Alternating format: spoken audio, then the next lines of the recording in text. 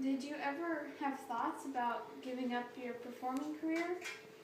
Well, not exactly. I think when we get older, musicians often start teaching more. And I still do about half teaching and half performance to make a living. Cool. How long have you been performing?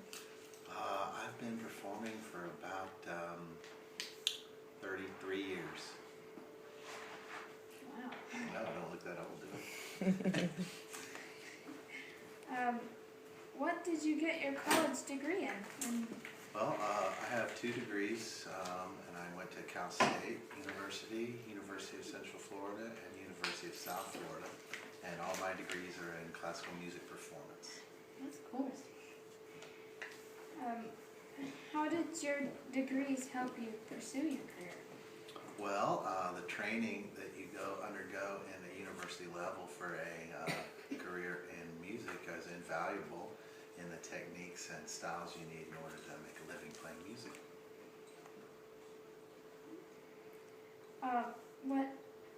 What do you consider your talent? What instruments have you played? Well, I kind of live in 2 different worlds. I'm a trained classical guitarist and violinist. I played in the symphony for a couple years, and I also play a lot of folk music, so I do a lot of bluegrass and hillbilly music. As far as my talents, I suppose string instruments and singing, that's what I do for a living, so those are my talents. That's a lot of talents. Thank you. How did you maintain a performing life and a personal life? Well, it's not easy. I think I have to thank my wife probably for being very forgiving, because I'm not home a lot on the weekend nights. So when I met my wife, I was already a working musician, so she's kind of used to it. So it really helps when your family cooperates. It does help, doesn't it? Yes, it does. I think that's all the questions I have. All right. Well, thank you. It was No, nice there's to meet another you. one. There is another one. What do you do to make a living, and are you making enough money to support yourself? Yes, I do very well with music. I have done well over the years, and so I just play music and teach. That's all I've ever done, basically. I think you have to learn how to balance your life for the lean times versus the times when there's a lot of work, and figure out what's important to you in life. So whether you want to make more money and be a banker, or make a little less money and be a musician, and I'm more than happy with my income. Great.